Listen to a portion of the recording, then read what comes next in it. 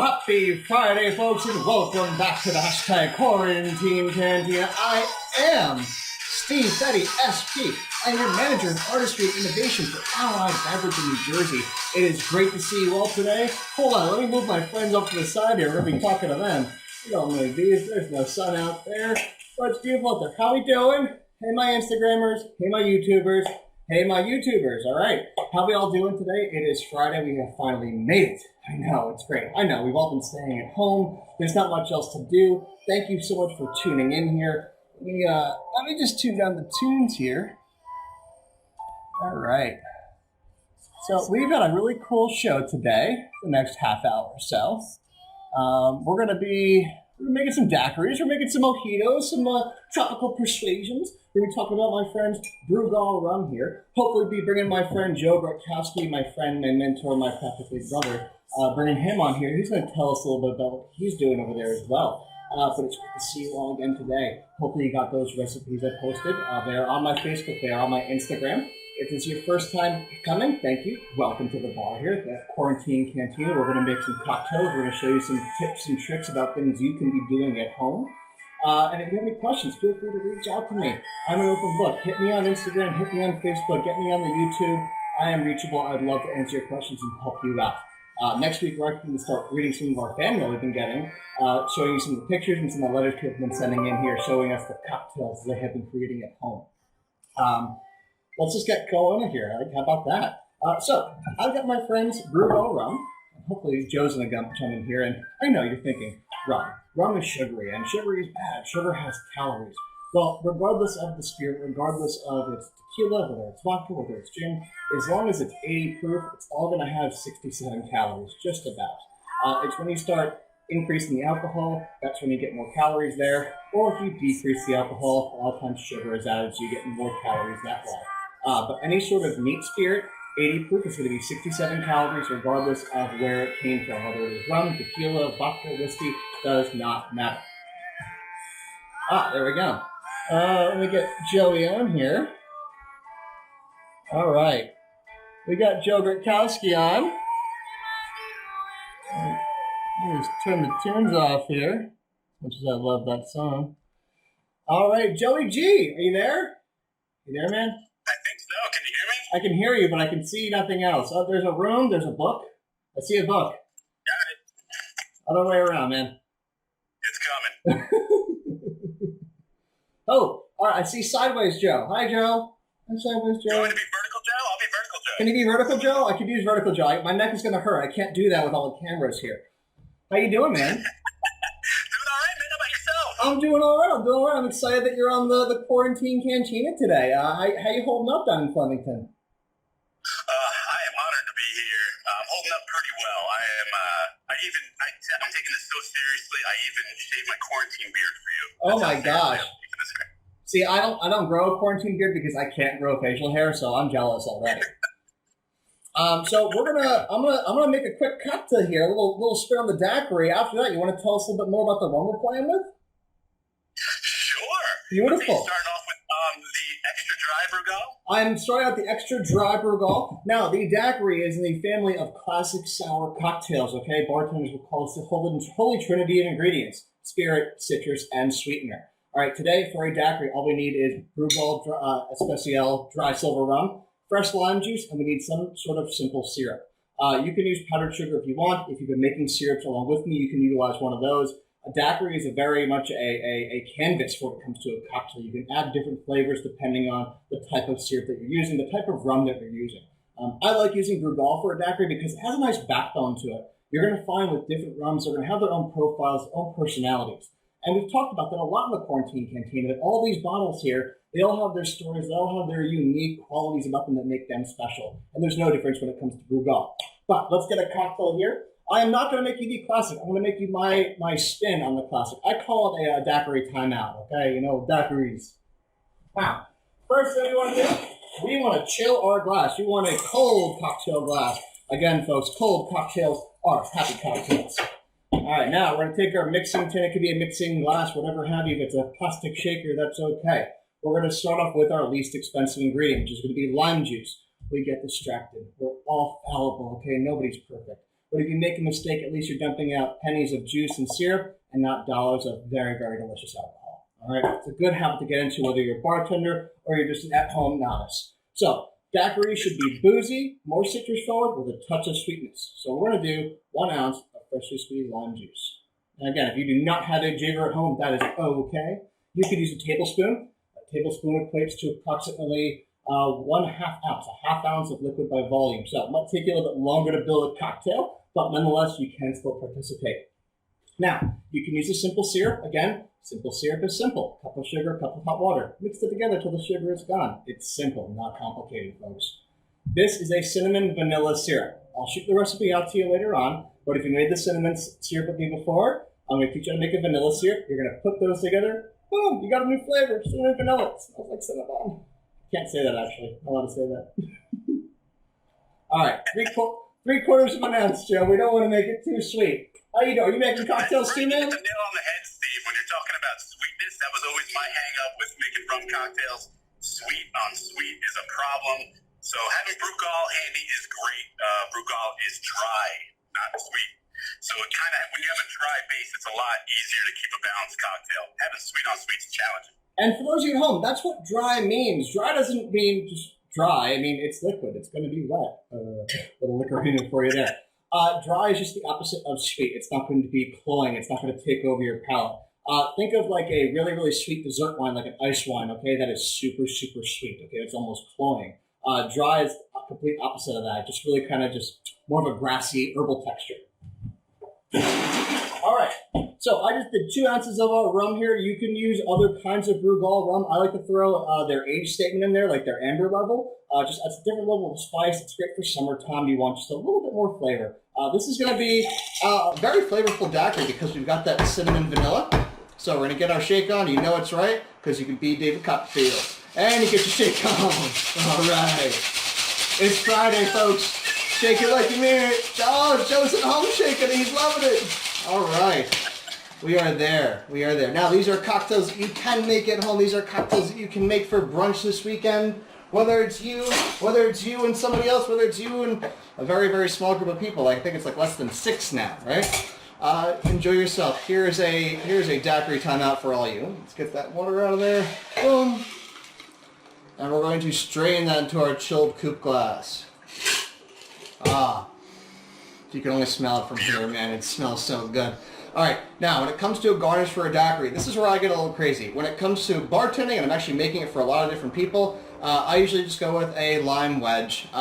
You have a wedge there because it's an invitation to squeeze. If you just put a wheel on there, it's just saying, all right, it's going to just be decorative. It looks nice. So if you want to add acidity to a drink, you want to give that guest the option of doing it, add a wedge. If you just want the decorative look of citrus, just go with a simple wheel.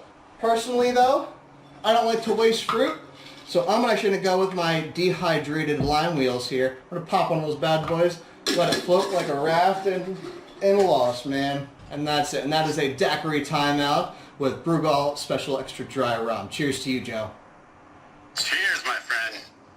You know, a lot of people see a clear rum and they might just think that it's unaged. That is actually aged roughly 2 to 5 years. And they filter out the color. You know, they try to make it a little bit more, you know, in the case of extra dry, it's triple filtered. That's pretty unique. And double distilled. So even though it's clear, it has gone through an aging process, so it's not going to be just so clean. It actually has a lot of body to it.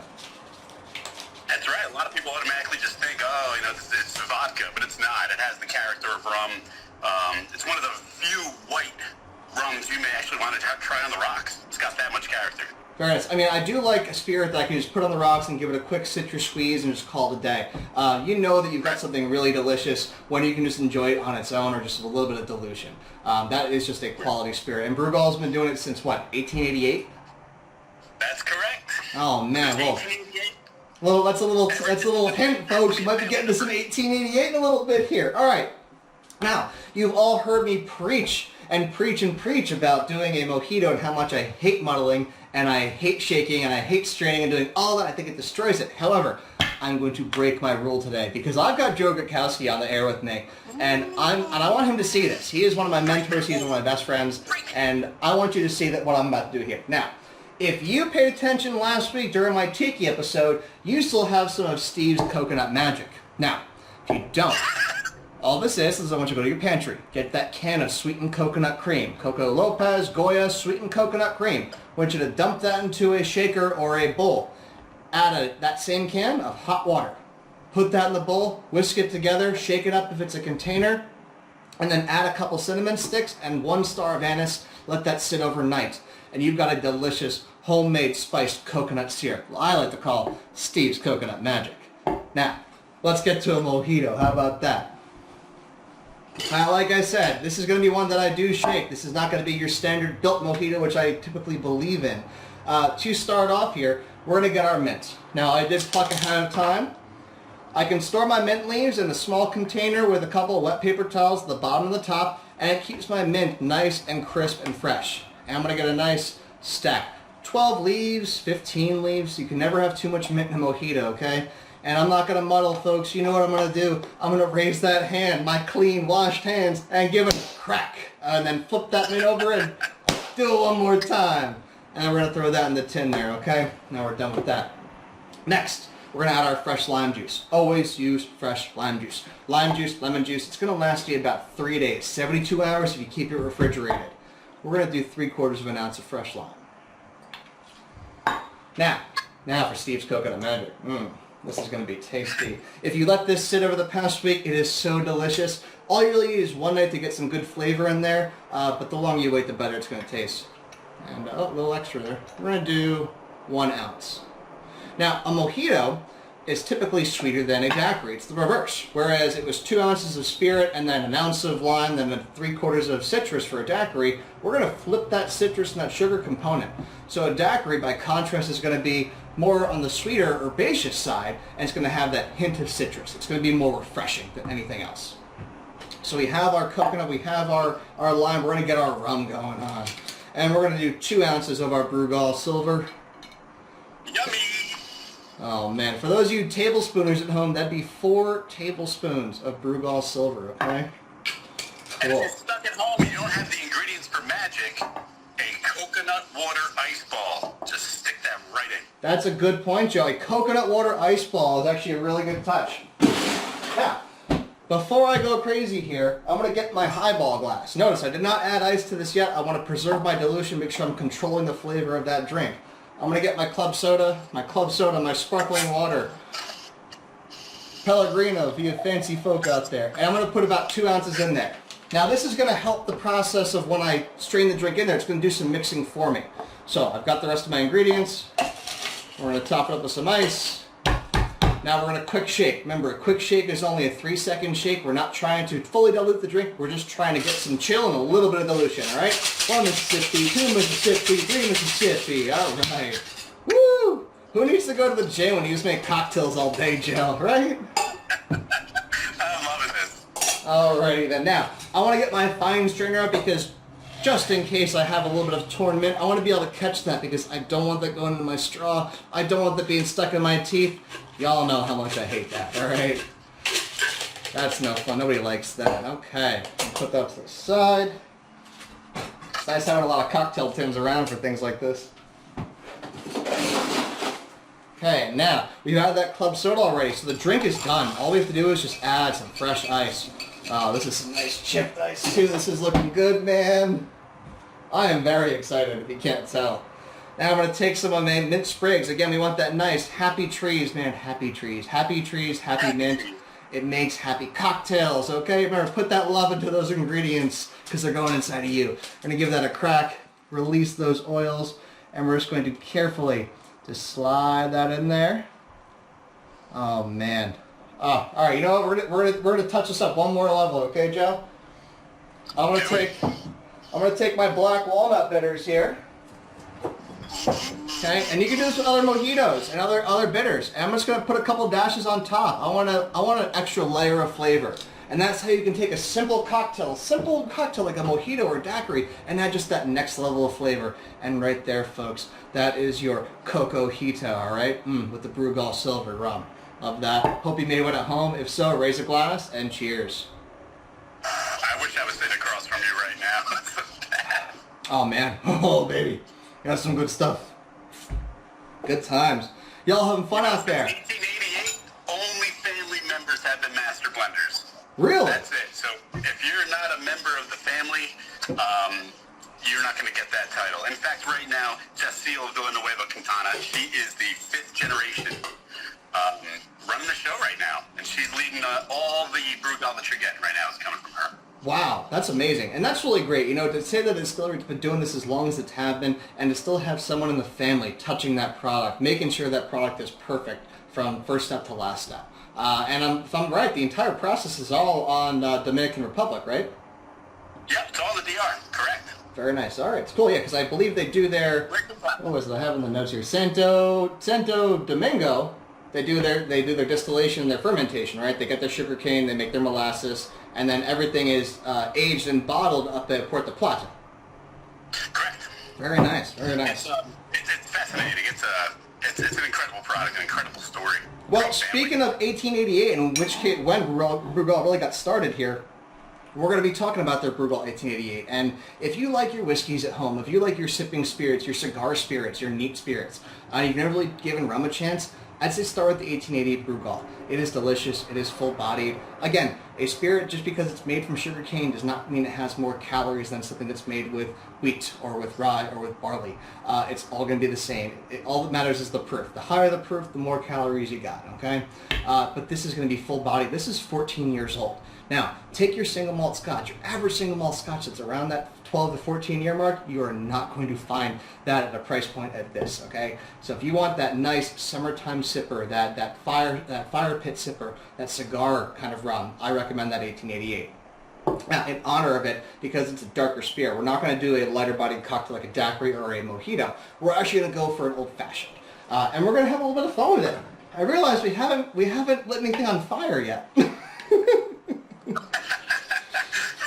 And that's fine. We're not going to light anything on fire, folks. We're just going to smoke some herbs here. Okay, we're going to add some different layers of flavor. This is a simple technique if you've got a tea bag, a spiced tea, if you've got just a wooden cutting board, and you've got a blowtorch or a butane torch, whatever is fine.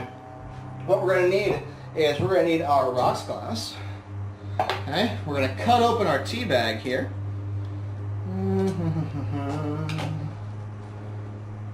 Alright, we're just going to put a little bit out there. You don't have to put all of it.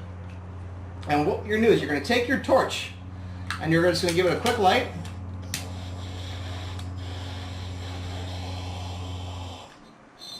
There we go. And we're going to smoke those tea leaves right underneath that glass. And what it's going to do, it's going to aromatize that glass. It's going to stick to the sides. Now, we're going to make the cocktail as that's gathering flavor. Alright, we're going to take our mixing glass here. We want a couple different bitters. Because rum has so many different flavors in it, we want to complement those flavors. We're going to first complement the fruit with a couple dashes of Angostura orange, and then we're going to hit it with that spice with the regular Angostura bitters. Now, those of you who didn't know at home, that regular Angostura bitters is actually made. The base is rum. Fun fact there. Now, this is a combination of agave syrup and pineapple syrup. If you made pineapple syrup with me last week, you'll still have some. All I did was I put agave and that pineapple syrup together, 50-50, you've got that. And if you don't want to make pineapple syrup at home, cut up some pineapple, throw it in a quarter simple syrup, let it sit overnight, you got pineapple, and it's good stuff. We're going to do a ½ ounce of this syrup. Okay. And now we're going to add our rum, old-fashioned style, so we're going to do 2 ounces. Nice. It's Friday, man. What else are we doing? That's right. And you guys know I'm a whiskey freak, so I do not easily recommend anything as a comparison. But 1888, if you're talking about a rum to sip neatly, you got up to 8 years in an American oak cask, and you have up to 6 years in an Oloroso sherry cask. So if you're trying to get as close as you can to whiskey while staying in the rum world, you're in the right spot with Brugal 1888. Oh, that is a delicious smelling glass. And I used a rooibos tea. It actually has like cigar notes to it, which is kind of cool. I'm gonna actually finish stirring this cocktail up here. Gotta stir. We love stirring our drinks here at the Quarantine Canteen. It gives us a chance to reflect, look around, check things out, center our chi, find our zen. Have a good time, guys. You know, it's Friday. Alright, we're going to give that a quick stir, make sure it's nice and chilled. Delicious, delicious, delicious, delicious. And we're going to strain that over fresh ice. Fantastic. Now, garnish, I'm going to go with the classic, just the orange peel and the lemon peel. I know I seem to do that a lot, but you don't have to do a lot to make a really good drink at home. A lot of times it's just some simple things. Having a couple bits of citrus, having some different sugars around is really all you need, and you could be making some great cocktails at home. All right, we're going to take those guys, we're going to stick them in the side, and boom. There's your 1888 Old Fashioned to you, Joe. Everybody out there at home, cheers. Cheers. That smoke stays through. I like smoking on a board because the smoke doesn't overtake the drink, Joe. I see those boxes and the domes and they're cool, but I feel like they drown it with too much smoke, and I don't really get what's going on in the glass anymore. Yeah, you're right, especially when you're dealing with a base that has so much personality, and you want it to let it shine through. Some spirits can drown out, but there's enough volume inside this that you'll hear it. Absolutely. You don't have to do a lot of work to make a cocktail really good. A lot of times, if you've got a great spirit to start with, you don't have to do much to make it a great drink. A lot of times, it's just the simplest moves. And honestly, I find that the more age you get with something like a rum, the less things you need to do. We did a couple extra steps, add some extra bitters because, hey, what else are we doing here today? But you could make that old-fashioned simply at home the same way we've been making old-fashions for the past 10 days here at the Quarantine Cantina. If you've been looking for these recipes, I know you're excited. I'm going to get them posted by tomorrow morning so you can have them for the weekend. Joe, I'm going to send them to you too, so you got them too. All right? Now, last cocktail here because it looks like we only got a few more minutes left before we are done with the Quarantine Cantina for this week. We're going to be making one of my favorite rum cocktails, which is a Mai Tai. All right? You like Mai Tais, Joe? Sure do. Sure do? I hope so, man. I have my Hawaiian shirt on. It's very hard to see in this basement light. I know the Instagram split screen doesn't give you much of a window to play with. Yeah, right. All right, last cocktail coming, folks. Let's do this. It's Friday. Let's have some fun here. Now, Mai Tai, simple cocktail, has a bunch of different ingredients, but you usually kind of have them. You've been playing along with me at home, you have a lot of these bottles already. You're going to need 2 different types of rum. I'm going to be using a light rum and a dark rum, both from Brugal. It's nice to have different rums in a Mai Tai because you get different layers of flavor. We keep talking about this, okay? You're going to need fresh squeezed lime juice. Big staple when it comes to Caribbean-style cocktails. You're going to need some triple sec, some Cointreau, some dry curacao if you have that still. Now, the other key ingredient that most people forget in a Mai Tai, a true Mai Tai, is orgeat. What is orgeat? Orgeat is a almond simple syrup at its basic form. What was it? Fee Brothers makes one. I know Modin makes it their own orgeat. You can make your own at home too. It's a bit laborious. The geeks at home can make it. You know what it's all about. If you're in a pinch, you can use an amaretto. I know we all kind of have an amaretto there, but if you're like me and you've been following along at home, if you got no amaretto and you got no orgeat, I always go to Screwball. Yes, peanut butter flavored whiskey, and I know every bartender, every tiki geek at home is going, Steve, what are you doing to me, man? But I gotta tell you, there are so many times that I pull this bottle out when I don't think I will, but I can do so much with it. There are so many cocktails that you can throw this into that just adds, again, that extra layer of flavor without taking things away from your base spirits. All right, let me get off of that high horse. I'm sorry, Joe. People with allergies? It is actually fun. They don't make any serious claims, nor will I make any claims, but I've given it to my friends who've got allergies, and they're okay. Not only are they okay, they actually are big fans of the brand now. But I won't plug that anymore, Joe. This is about you and Brugal today. I'm sorry. No, don't be sorry, please. You know me, man. If it's wet and delicious, I'm going to drink it. So anything you got, I'll try. All right. Now, first, we're going to start off with 3/4 ounces of our freshly squeezed lime juice. All right. I'm going to take a 1/2 ounce of our dry curacao, our triple sec, our Cointreau. Again, do not use a Grand Marnier. It's going to overtake the drink. If that's all you've got, use like a bar spoon. That's all you're really going to need to kind of take it up. The Pierre Ferrand here is going to add an extra floral aspect, which is really great with Brugal because you get more of the backbone of the sugar cane, more of those herbaceous qualities. It's not just molasses, which I really love about that brand. Now, for my nut component, I'm going to add just a 1/4 ounce of Screwball peanut butter whiskey. And I dare you to try this at home and call me a liar. And then we're going to go to our rum, Joe. I'm going to start off with 1 ounce of my Brugal extra dry. And then we're going to do 1 ounce of our Brugal 1888. Delicious. Oh, man. Woo, that is good. That is good stuff. All right, we'll ice up our tin. I'm trying to think the last time I had a Mai Tai. It's been a long time. You know, there's 2 different kinds of Mai Tais, actually. Most people who had a Mai Tai, they've had the Hawaiian version, which is the one that typically has pineapple juice and sometimes orange juice. And it's kind of, I don't want to say bastardized, but it was just another twist. It was more of the masses kind of like of a Mai Tai. The classic Mai Tai has always just been rum, some sort of orange component, fresh lime, and orgeat. And then it kind of taken off because the real Mai Tai is very dry, which is why Brugal is great for the cocktail. It didn't really fit with the 1940s, 1950s profile that the Americans were going for. Because remember, Prohibition destroyed our palates, you know? Alrighty. So we're going to get our quick shake on here. We'll give that a nice one. It's Friday. Thank you for coming out today, guys. I had a lot of fun. I hope you did too. Remember, I'll be posting. Joe, you have fun today? Amazing fun. I'm actually feeling a little bit inspired. I'm gonna go play around a little bit. You got me feeling a little happy here. That's good. We love that. And if you're at home and you want to send me a picture of what you're making, or you want to send me a picture of what's in your pantry because you don't know what to make, that's what I do, guys. Okay, send me your messages, send me your pictures. I want to help you out with all of your cocktail needs. Now, let's finish this one up. Next week, we got some fun stuff coming up. We're going to be doing the Zen of the Martini on Wednesday. Teaching a few different types of martinis. We're going to be talking about Roku Gin, Haku Vodka. Playing with some Blue Coat too in their new 1.75 liter bottles. We're also going to be doing a little brunch salute actually to our friends at Partita Tequila.